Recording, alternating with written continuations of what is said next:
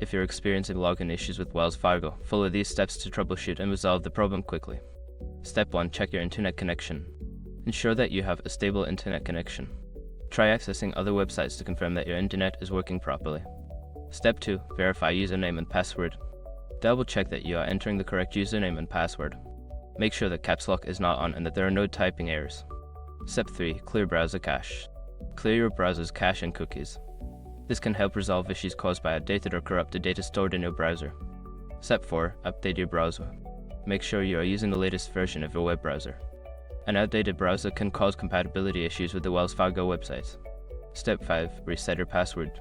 Before starting recovery, use the srock.com link in the description to open the account recovery checklist generator and make sure your verification details are ready. If these steps do not resolve your login issues, consider contacting Wells Fargo customer support for further assistance.